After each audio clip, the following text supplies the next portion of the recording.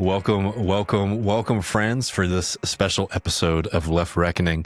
My name is David Griscom, and joining me, as always, my co-host, good friend, and comrade, Matt Leck. How you doing, brother? I'm doing good, David. Good to be with you. I'm excited for this, folks. If you haven't, tuned into the Sunday show, we're bringing the talk shop to the main show this week. We got a lot of stories we're going to get to. No guest, which means double the fun, because Matt Leck and I have a lot of good stuff to be chatting with you all about. Matt, I mean, we got some pretty exciting tech news we're going to get into, right? Yeah, I mean, one of my favorite stories of the last 5 years was this one that Business Insider probably had the best headline on here.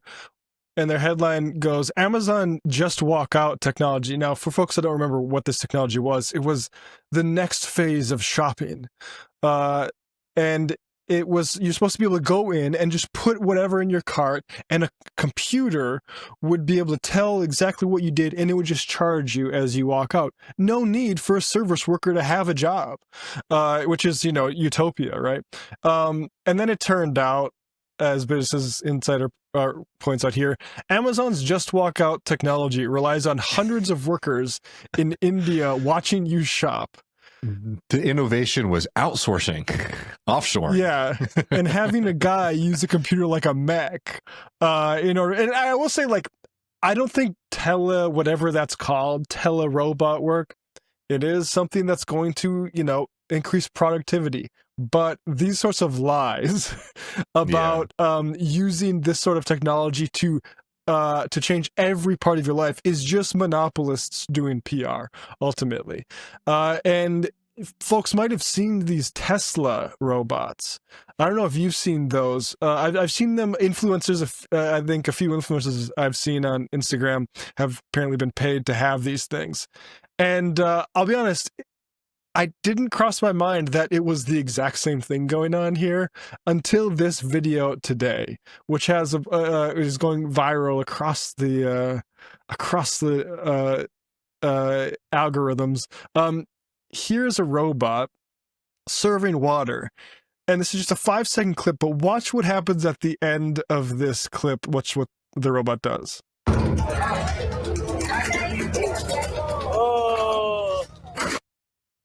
So, David, you might not have... I didn't recognize what was happening at first here. Do you realize what just happened?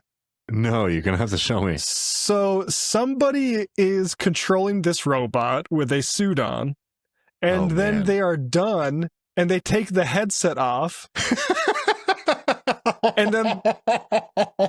That's Isn't incredible. that amazing? Let's just read it one more time. So there's a guy controlling this somewhere off screen who's handing you water bottles, because, you can't have somebody there in person do that. And then he clocks out. Oh.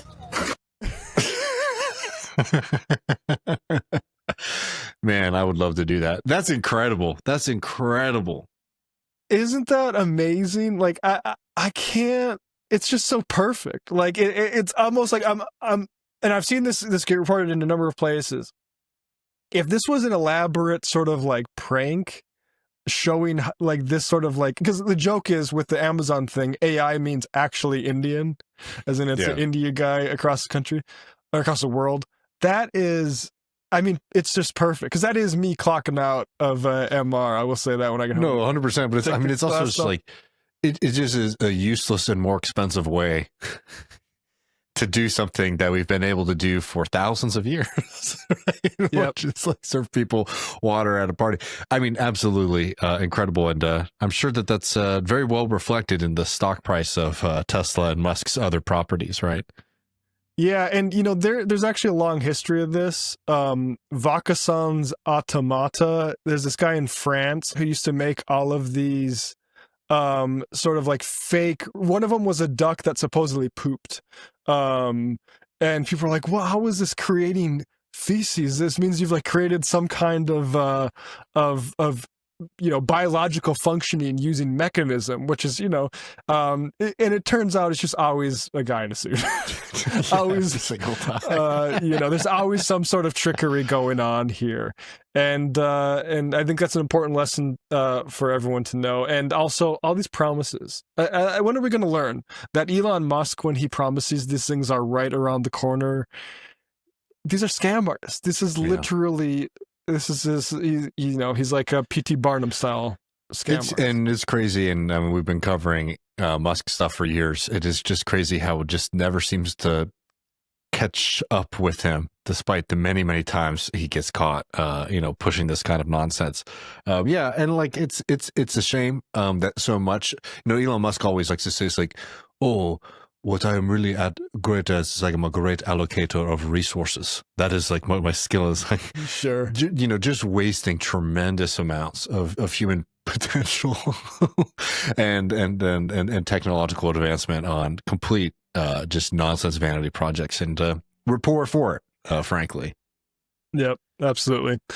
Well, we have some other news of other billionaires. This is what the world is now. It's just like these dreams of overly empowered money men played out for the rest of us. So yet last week, Friday it was, this news came out, happy birthday to me, that Warner Brothers is going to merge with Netflix. This would include Warner Brothers Film Studio, HBO and HBO Max, decades of films, the Warner Brothers archive, which, like, go ahead and look at that. See, like, is there anything you recognize? We talk about this whole, like, Western civilization thing and what is our inheritance culturally. Now, usually that's like white supremacists saying like the demographics are making them anxious.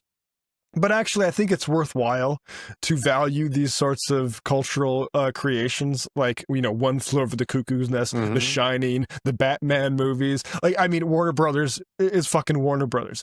And now what we have here is these vultures circling. We have Netflix, Reed Hastings, this sort of tech vampire that wants to buy this up. That was what was announced Friday.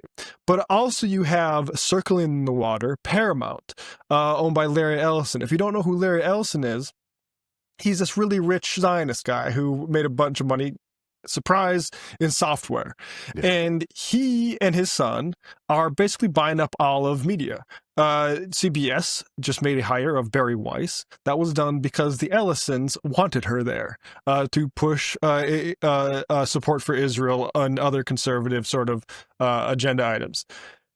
And so that's where we're at now, where this great movie studio, like, I don't know, maybe there could be other ways to determine who gets to own this sort of cultural inheritance, as opposed to just some guy who says, these are iconic assets. One billionaire texts to another billionaire, I'd love to partner with you on how I can exploit them for myself. Like, the whole, like, background of this is just so gross to read. Like, there's a great FT article here. I'll flash up on screen, but Kushner, Gulf money, and desperate texts inside Paramount's hostile bid for Warner Brothers. Because what happened, basically, is Paramount and Ellison and some Saudis and Tencent, which is, I believe, a Chinese investment company, wanted to buy Warner Brothers, just like Paramount's been wanting to buy everything.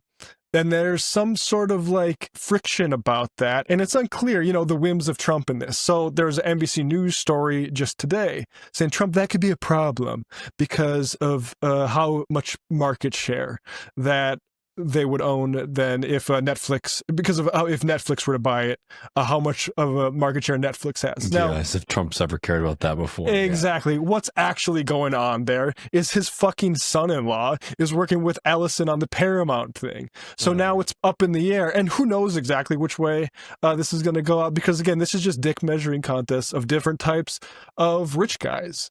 None of which is going to make for better movies or for better pay for people that produce this stuff, more creativity. It's not going to do any of this.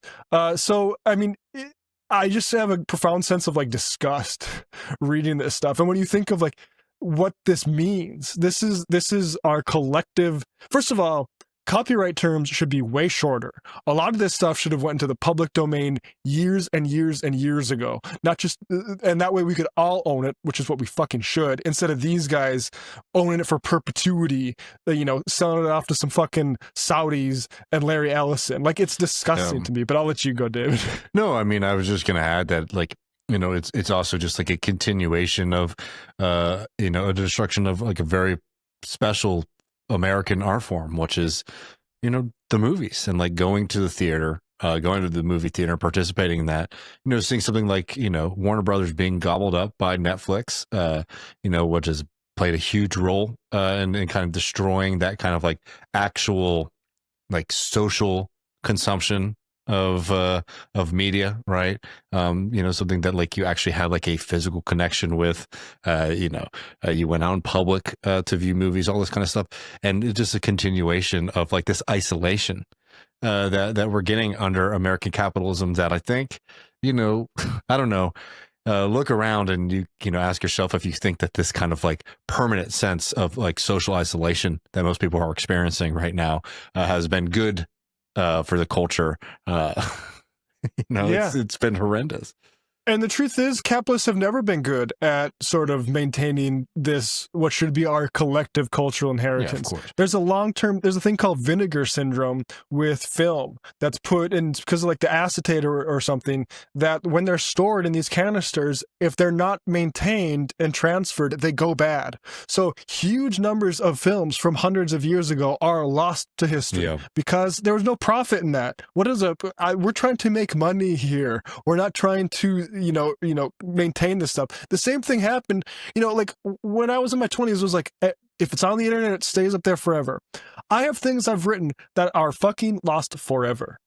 Yeah. No, so 100%. Actually a lot of it is like you have to back that shit up yourself.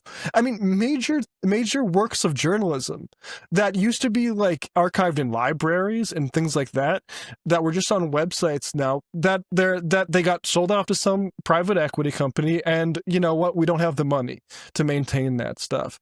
It is just an acceleration of that, and the loss of a pretense that they give a fuck at all about any of this stuff beyond what it can mean for their ability to make more money. Yeah. And I mean, again, I think it's showing, further consolidation, not just in kind of entertainment media, but media in general. I think that, it creates a very, very worrying scene. I mean, even just like the capacity to, for example, like blacklist creatives, directors, actors, and things like that. I don't know. I mean, it's not something that is too far fetched to think about, the way that the powerful have been wanting to silence certain kind of voices and certain political opinions. I mean, apart from just like the damage that's going to do to what gets, greenlit, what gets created, it also just creates a consolidation of like power and influence for very small, specific groups of people who, again, like don't have the interests of like the fruit of preserving and cultivating, American culture for the better. No, not at all. Ellisons are, big donors to not just like Israel, but the IDF in particular. I mean, it's just disgusting to me, and the lack of like outrage about this. Like it's like consolidation itself has been such a problem for a long time, but these are just villains. Yeah. Like there's and even like, what's that guy, Tim Miller, the guy who used to work for Jeb Bush, but he was a never Trump, a Republican. Now he's like, and to be fair, he was saying it's not so bad that it goes to Netflix because it could go to worse people. But I'm just like, why does it? We need to figure out a different model. And these sorts of major acquisitions shouldn't be on the fucking table at all. No, it should be the opposite, frankly. A lot of these companies need to be broken up. It's been very worrying, to see the kind of shifts. I mean, Danny Bessner's written about this very well, obviously in Harper's.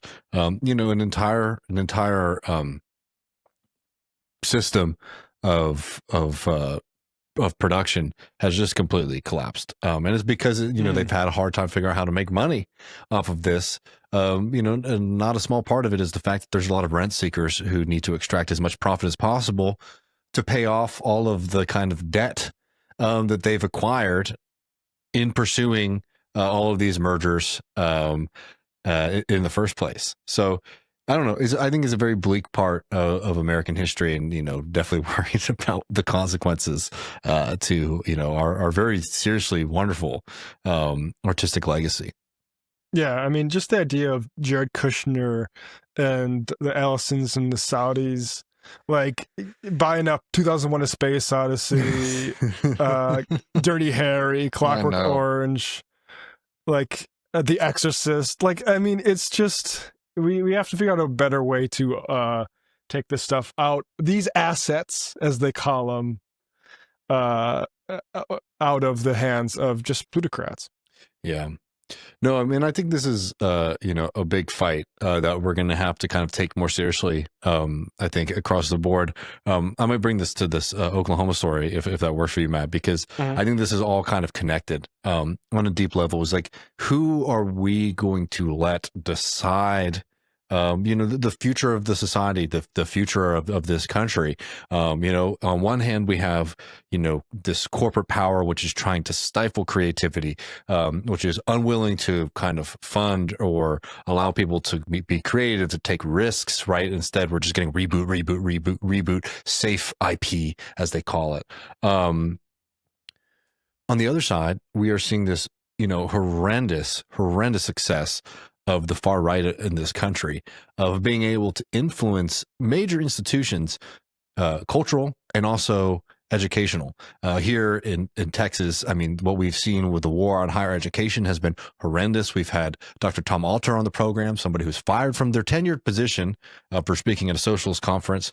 You've also seen people who have been, harassed and put into very difficult situations because they are just trying to talk about, gender at a university in here in Texas. But it's not just Texas. Oklahoma, I think most people have seen this absurd story where this college student at the University of Oklahoma wrote a frankly illiterate essay. And like the thing is, so for people who didn't catch this, TPUSA at Oklahoma makes this big deal about the student who got a failing grade on an assignment. The assignment, by the way, was a 650 word essay that was supposed to be a reaction to a set of readings. In this essay, which TPUSA has published, the student does not once address or even reflect upon any of the readings other than to say, these kind of readings, I'm paraphrasing here, but it's like, these kind of readings frustrate me, right? It's not really a holistic look at what is going on. So the graduate student, right, the TA, who they keep on calling a professor, but I think it's very important to note, with the neoliberalization of the university system, how much labor is being done by graduate students instead of full-fledged professors, because the same kind of austerity regime, which is choking you out of work, is also trying to choke out our brains and higher education in the U.S. This TA came forward and said, hey, you did not deal with this assignment at all. All that you did was say that, God's created man and woman in the Bible, and you think that that's right, which is a viewpoint you're allowed to have at the university, but you actually have to engage with the assignment, right? And that is just kind of basic teaching, frankly. That is your responsibility as a teacher to say, like, these are the parameters of the assignment. Did you follow them or did you not? It doesn't even matter if you wrote something so compelling, let's say.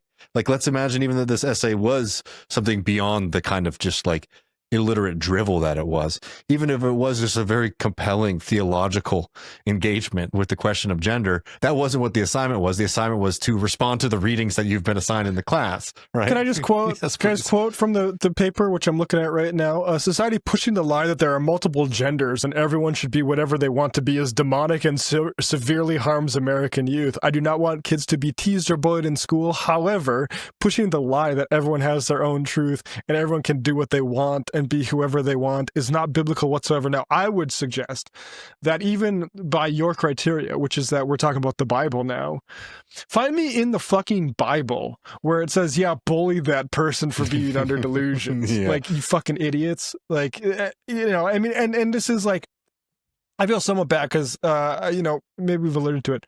This girl's mom is a psycho, right-wing psycho operate. Like this girl, when you're talking about this, you're talking about the University of Oklahoma student who got the failing grade, who has now been turned into this cause of the right. Yes, it just so happens to turn out that her mom is what Glenn Beck would call an activist, for the for basically MAGA stuff, and she, I mean, she's all very active on Twitter in defense of her daughter, saying things like, "This was an opinion essay. No evidence is required," which I would suggest not helping. And all of but the really disgusting thing is. Is the Oklahoma fucking legislature, the Republicans there, like inviting her in, giving her the red carpet treatment. Oklahoma University should be protected. University of Oklahoma, yeah. University of Oklahoma, like that is a storied school, and it's disgusting to see this sort of like Scopes monkey trial shit be trotted out in 2025 as we have to act as if like saying, look, I understand with the bullying stuff, but God created women to do womanly things. The Bible tells me so. Like, and that is embarrassing. That is an embarrassment to your school that you would not register there to be a problem with that sort of output from a student. No, I mean, and again, like this is an instructor who's doing their job. You know, the only people who are upset about this are political activists. We're recognizing that they're in their period of time of reaping, right? And they have the complete control of a state like Oklahoma. The university systems, you are seeing this, I can speak more knowledgeably what's been happening at the University of Texas and the University of Texas systems from Texas A&M, et cetera. You know, you just have administrations now that are completely placating the far right, and it is damaging the intellectual fabric of these societies. I'll tell you this right now. If you were somebody who might be considering an opportunity to teach at Oklahoma, something like this would give me tremendous pause. Same thing's going on at the University of Texas and all of these universities that are completely bowing down to this far right mob. Or what you will see is like the intellectual output from these universities decline. You will see the respect that, you know, is afforded to somebody from going to some of these institutions, which, by the way, you know, these are not podunk schools, right? These are schools that have like very strong track records and are respected by people. And I'm not talking about football because it's tough for me to say anything nice about the University of Oklahoma. But, you know, the damage is so severe. And I think this is one of those things where like it's really important to fight back and push back. And I just want to kind of share this as something that, like, you know, made me happy to see, because I do think that we do operate and do hold this sensible position in society, be it being against this kind of censorship, being against these kind of anti-free speech movements from the right, to our economic policy on the left, you know, on the Democratic Socialist left, which is a common sense position. It is something that people want. They want affordable health care. They want higher wages. They want protection at work, right? And we need to hold on to the fact that we represent the common sense movement in this country. This was a protest at the University of Oklahoma, something that makes you happy to see.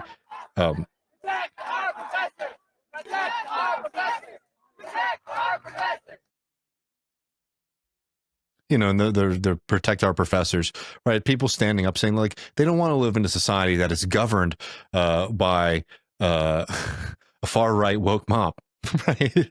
That is like pushing a very particular viewpoint on the rest of us. And you know, sometimes people on the left can kind of put their nose up at movements like this, but I think these are exactly the kind of things that we should be engaged in supporting and being very active in. Because these kind of attacks really do affect all of us in a really, really deep way, even those who don't live in states like Texas or Oklahoma. I mean, yeah, you defend against the book burners. Yeah. This is a very easy lesson that everyone should have ingrained now. This is a common reactionary sort of impulse that history has seen many times, and it just gets exposes itself in different ways. But this is not creating a better world. It's coarsening and stupefying the world, and that benefits forces of reaction. 100%. Matt, you ready for this? We got some politics talking to do. We got an exciting race here in the state of Texas. Man, where to start? Let's start with dropout. We're obviously going to be talking about Jasmine Crockett's decision to run for office, but this might be our last opportunity to really talk about Colin Allred. So I want to say, as somebody who has been very critical of Colin Allred, in fact, my upcoming book has a large section criticizing his failed, disastrous, historically abysmal Senate campaign here. I have to say, it feels a little weird to be a little bit Come back, Colin. Come back. For people who don't know, Colin Allred, who was running again for Senate, ill-advised rerun for Senate, announced that he's going to drop out, and I believe is running for Congress in the 33rd district. But he's been running this very weird, kind of sad campaign. Where basically there are many criticisms of Colin Allred's last run.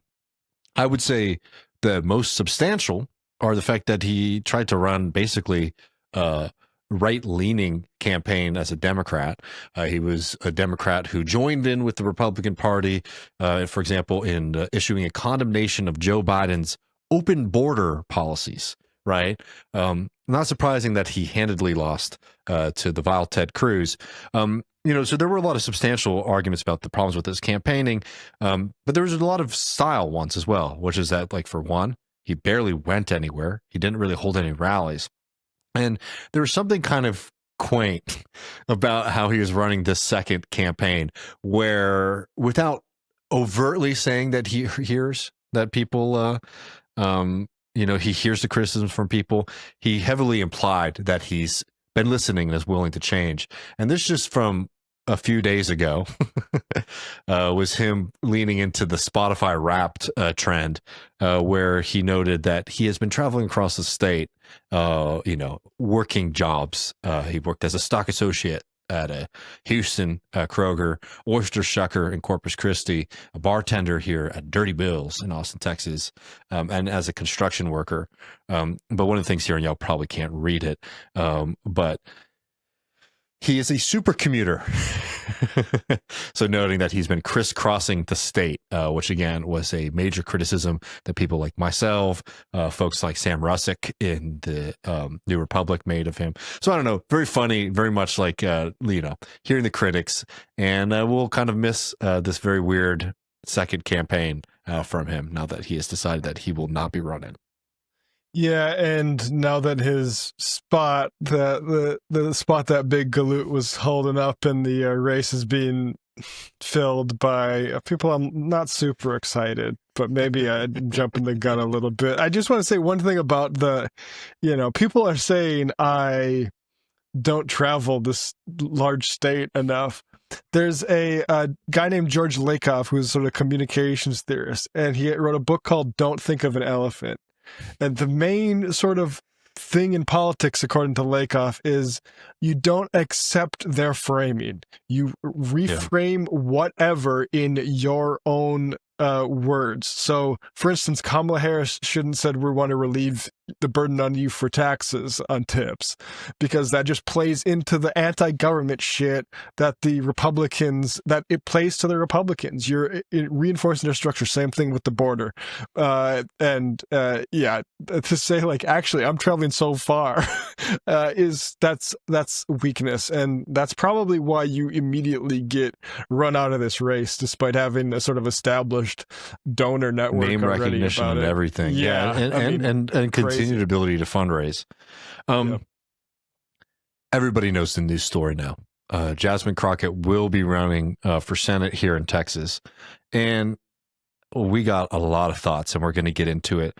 But maybe just to get us started, Matt, let's introduce her how she's introducing herself. This was the ad that she put out to announce her candidacy for Senate. How about this new one they have? Their new star, Crockett. How about her? She's the new star of the Democrat Party, Jasmine Crockett. They're in big trouble. But you have this woman, Crockett. She's a very low IQ person. I watched her speak the other day. She's definitely a low IQ person. Crockett. Oh, man. Oh, man. She's a very low IQ person. Somebody said the other day she's one of the leaders of the party. I said, you got to be kidding. Now they're going to rely on Crockett. Crockett's going to bring them back. There you go. Now, I mean, ads only tell you so much, but it is kind of notable what is being highlighted here. I do think it's actually pretty indicative of what we can expect. It is a big reason why she is popular.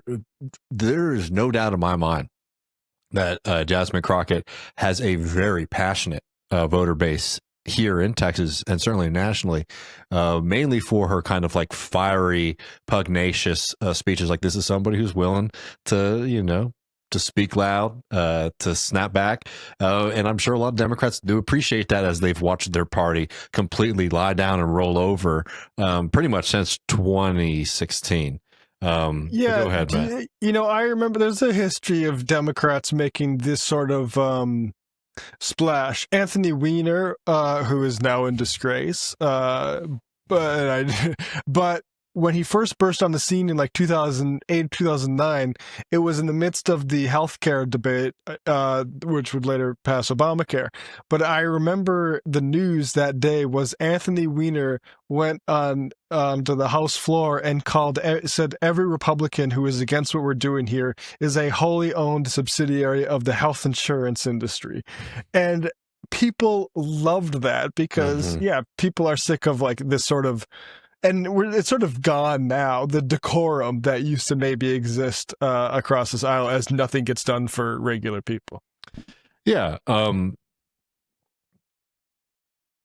So let's get into it. I mean, we've talked. So for people who aren't patrons, we've done actually a few episodes on this already. Most recently, we did a 3-way kind of in-depth look at Allred, James Talarico, and Crockett. So I'm going to try not to rehash all of that.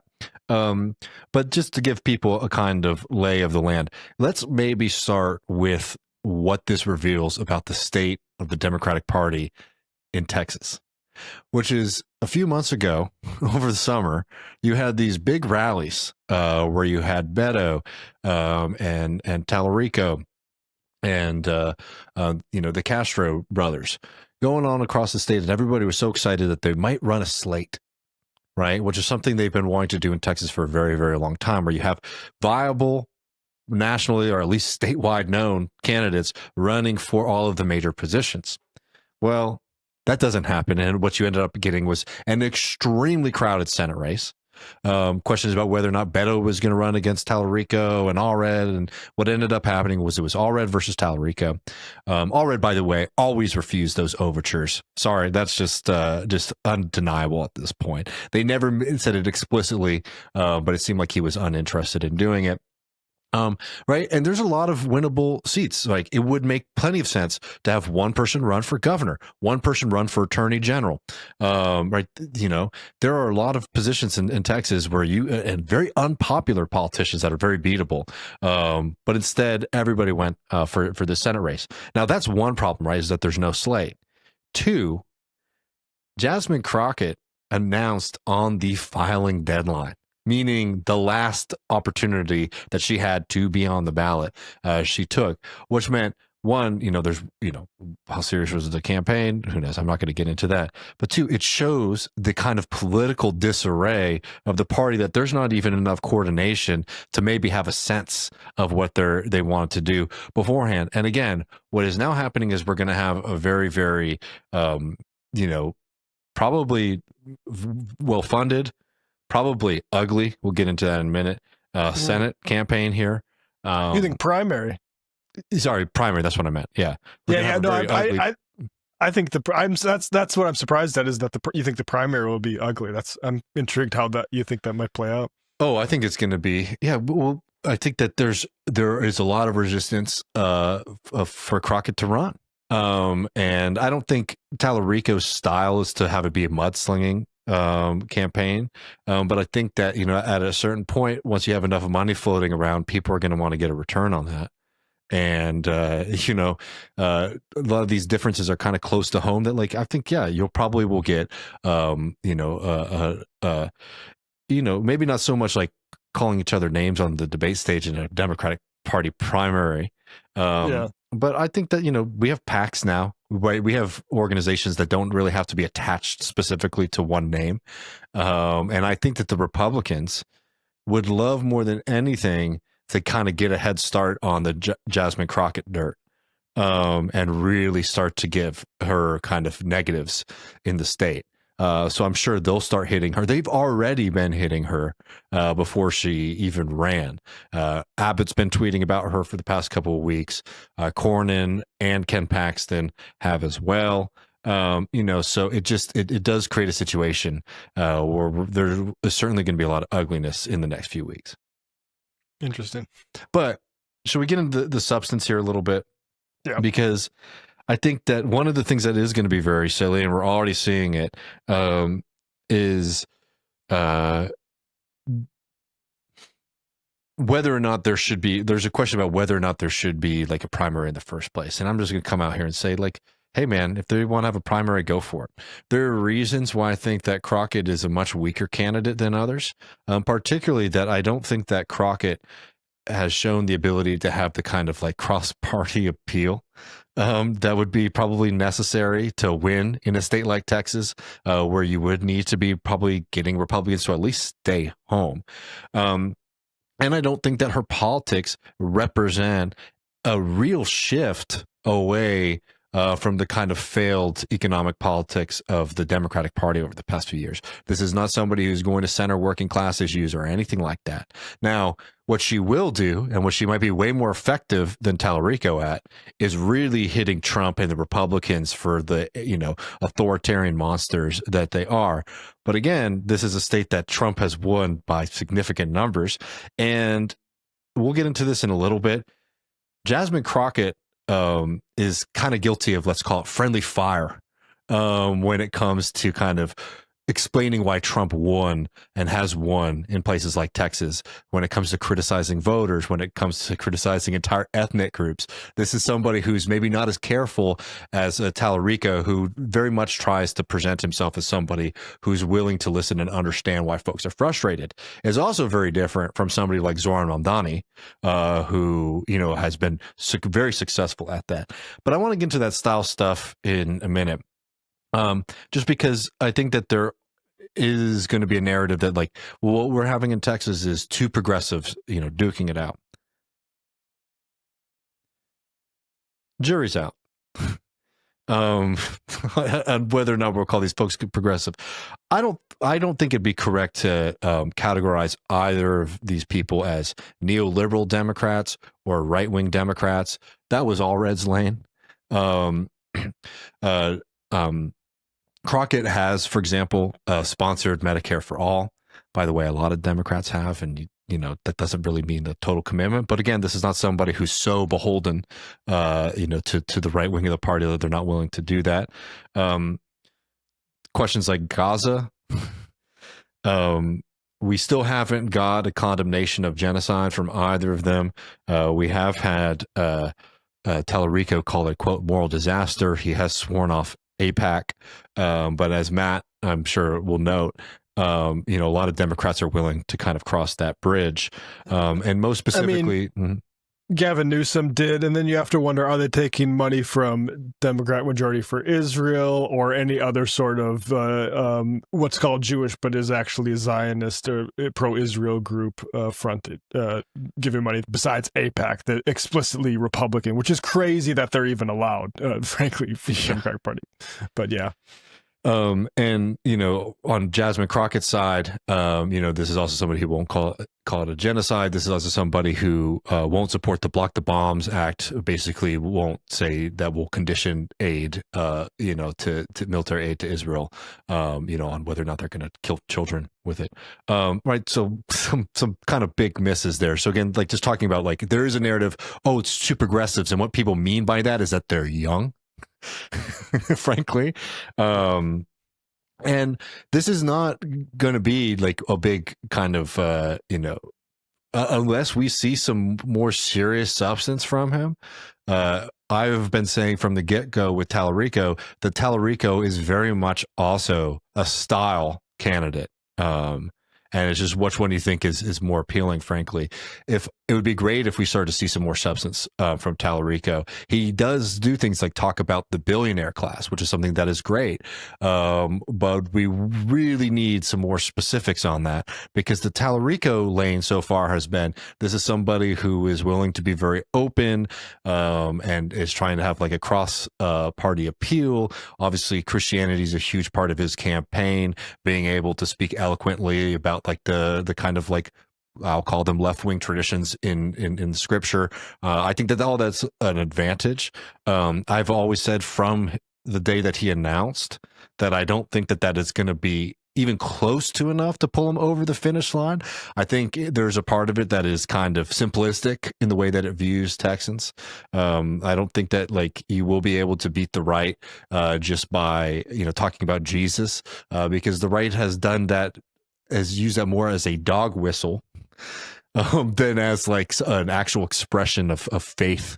And if what Talarico did was really connect to the kind of radical Christian tradition, both internationally, but also in the state of Texas, there was a long tradition. This is a big part of my book about how even like, especially amongst the evangelical tradition in Texas, that you had radical socialist preachers all across the state who were very effective. They were effective though because they moved just beyond kind of vague gestures of equality, but they spoke very specifically about the class enemies of working class people, and engaged people around a very explicit and specific platform of redistribution, of building up working class power, and all that. We get a little bit of the style, but not a lot of the substance from Talarico. I say all that just to be clear, because we're going to criticize Crockett for her style on this program as well.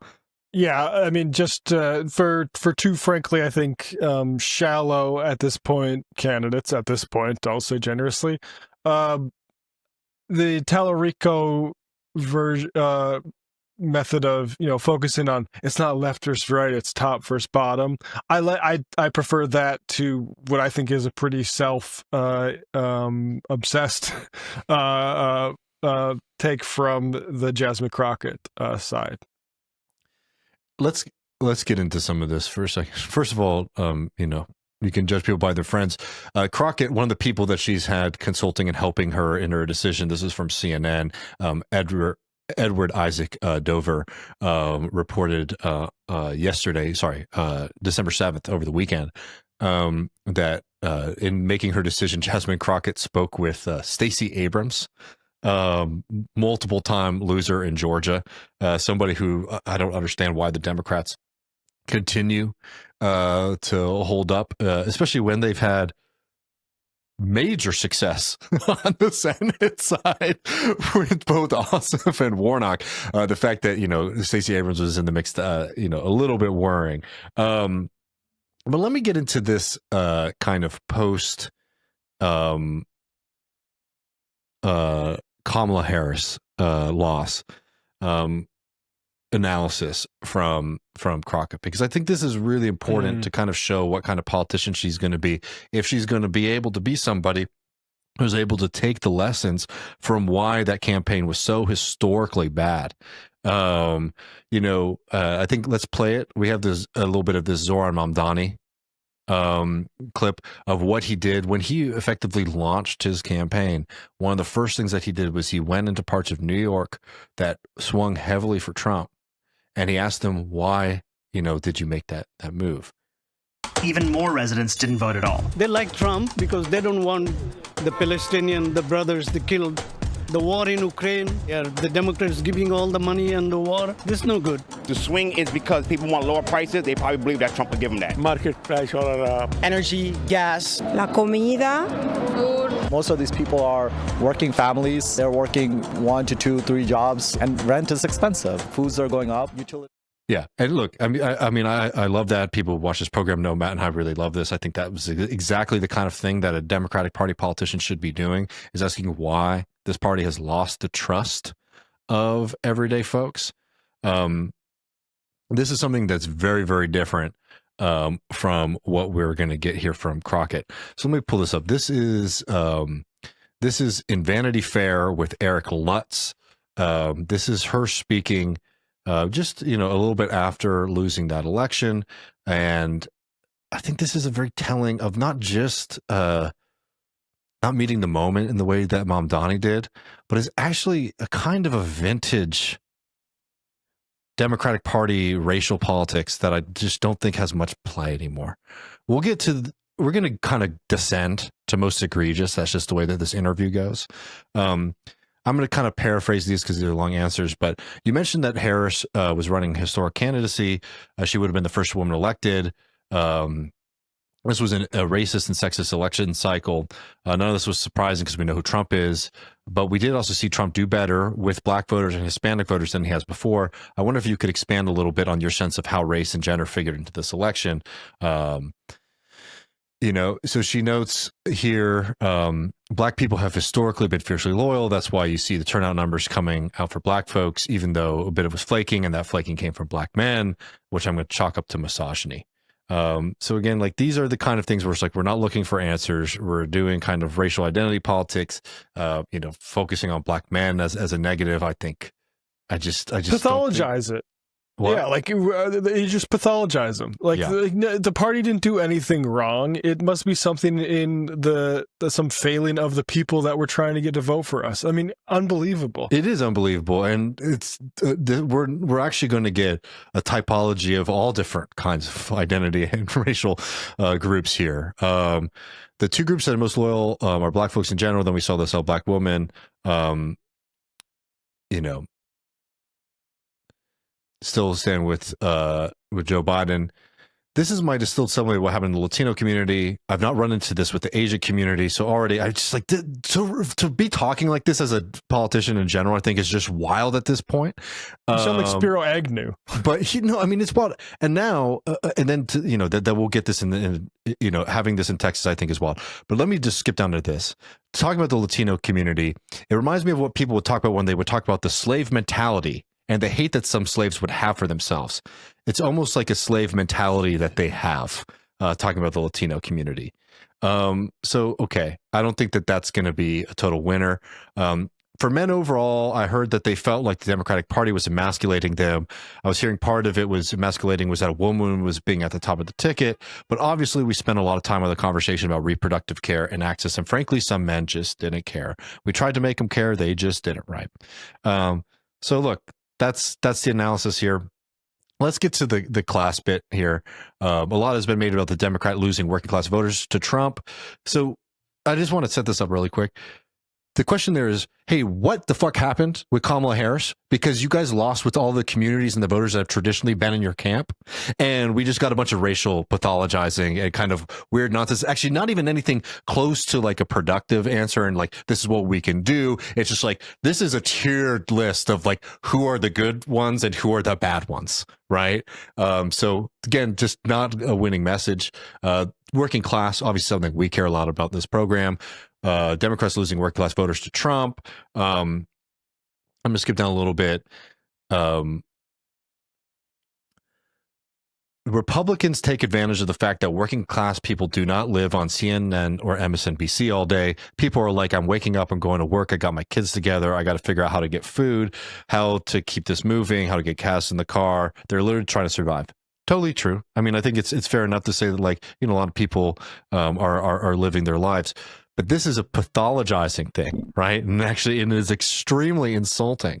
I believe most people protect ourselves from trauma Think of the totality of it, Trump. There are dead bodies in freezer trucks like we did not know if people were going to live. Let me get to this good stuff. Oh, yeah. Well, everything, but back in the day, everything was cheaper. And if I had not been given the education, then I don't understand why things were cheaper. So I kept trying to tell anybody that would listen to on our team, I'm like, listen, when people say the economy sucks, it's not helpful to turn around and tell them the truth, because if they feel that way, they feel that way. No, that's not true. Then you automatically shut them down and they're not listening to you because you haven't heard them. Right. And again, this is the answer here from her is not, hey, there is an affordability crisis in this country, right? Zoran did the complete opposite of what the Biden administration did, right? The Biden administration did the lecturing. And Crockett is correct to note, right, that they shouldn't have done the lecturing.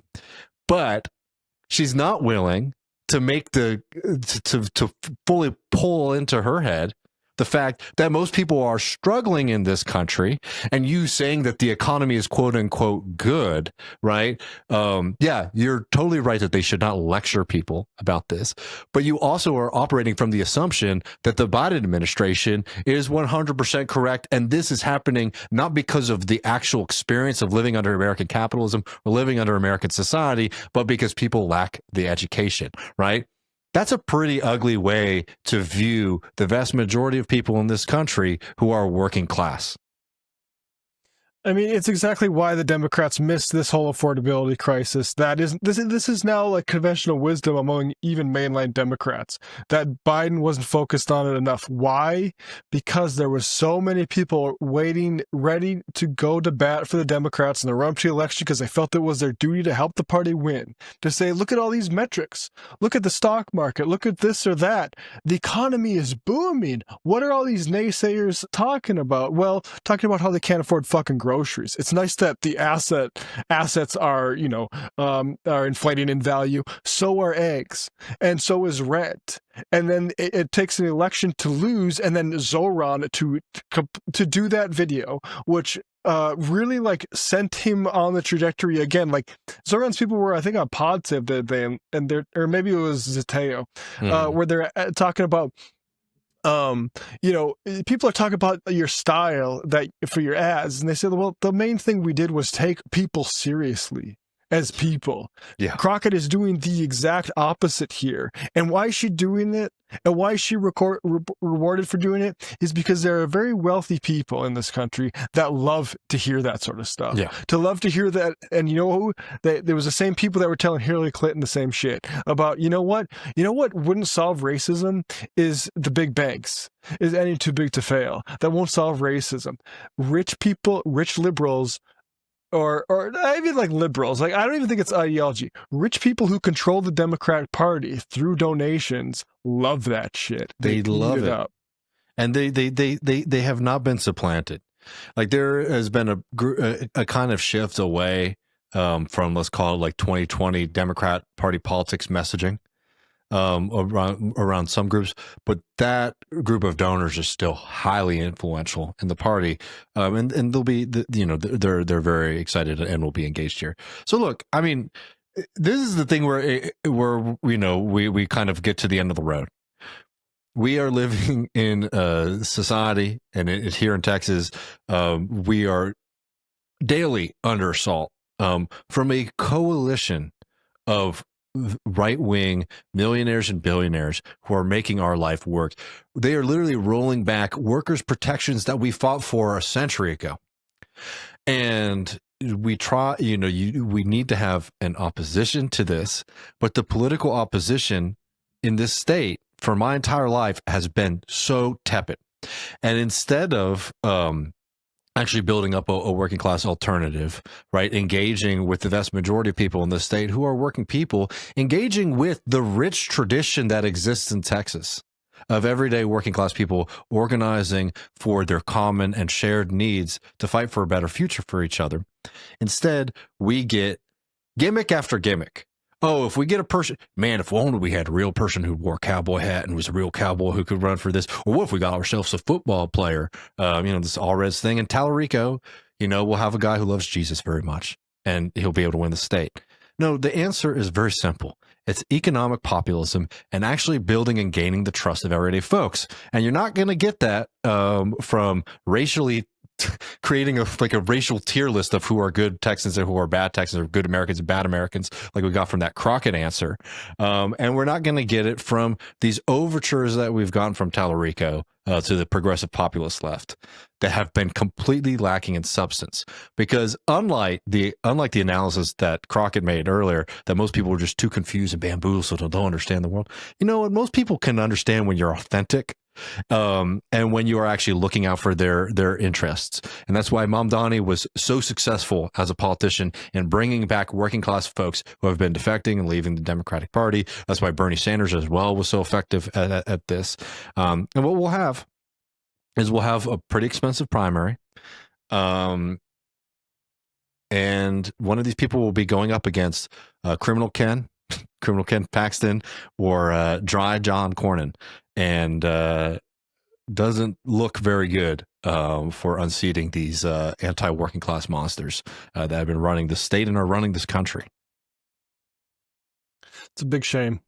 Yeah, it is, because I actually think that there's an opportunity to do something different, because people are pissed. And I think that Crockett is running at a time that would be better than maybe 22, for example. For her to run, even though, like, in a hypothetical world, she was still, she's in a different position, different part of her career.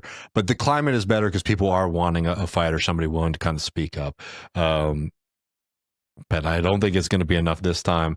And it is a shame because we deserve better. And it would have been better if they could have figured out how to at least slot people into positions in this upcoming election cycle, Matt, where at least, you have the Republicans on the back foot. The worst thing about this, too, is it also means all of the money concentration, all the attention focus is going to be on this Senate race, right?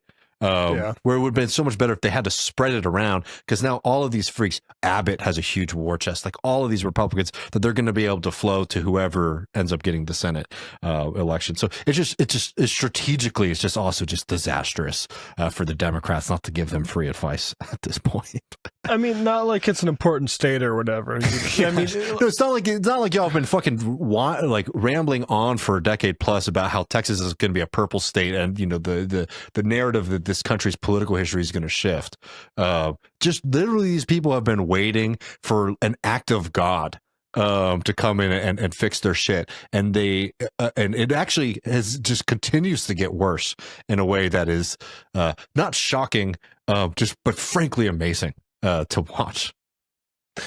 I mean, just like, and this is actually indicative of the Democratic Party throughout the last 20 years. I think Howard Dean made a lot of hay because he wanted to do the 50-state solution. And just from a national party standpoint, it seems so obvious to me that even in places you can't compete, you still run candidates. You still run people in races because you are cultivating a fucking political movement, you idiots. Just not, instead we have this, it's not dictated by any imperatives of political party. It's dictated by this industry of campaign donations. It's crazy. It is crazy. And we're worse off for it. Well, anyways, that is what's going on here. We'll be watching, so stay tuned in to Left Reckoning. We'll be back this Sunday with another Sunday show. The last one was a lot of fun. You'll only get that at patreon.com/Left Reckoning. It really helps us continue to do this program. It's been a hell of a lot of fun. We just crossed over 5 years of doing this program. It feels like we just launched it in a way.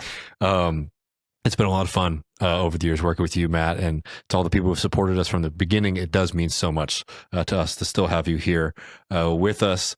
If you're not able to sign up at Patreon, you can always subscribe, share, or holidays coming up, get yourself a little Left Reckoning merch. We got our Left Reckoning ball caps, t-shirts, and all that. That's over at leftreckoning.com/store. If you want to get those before Christmas, you better get them in soon because they're going fast. And I would also say Left Reckoning, we might be, if we get some more Twitch, if we grow a little bit on Twitch, we kind of want to spread it out a little bit. I don't necessarily trust these give your sub to us over on Twitch, and we're at about almost at 5,000 followers over there. Help us grow a little bit faster over there. Maybe we'll do some special little Twitch streams or something like that. I'd be down. And keep your eye out for my book. Now we're just doing plugs, but keep your eye out for my book. Very soon we'll get that cover announcement and the link and all that. And don't forget, tune in to Jacobin Show. We have a really good conversation coming up there about how the Republican Party got absolutely crazy. That's up at Friday, 10 a.m. Eastern on the Jacobin YouTube channel. But without further ado, folks, have a good rest of your week. We'll see you Sunday. Come to see us at Jacobin. Check out Matt on the Majority Report, and we'll see you soon.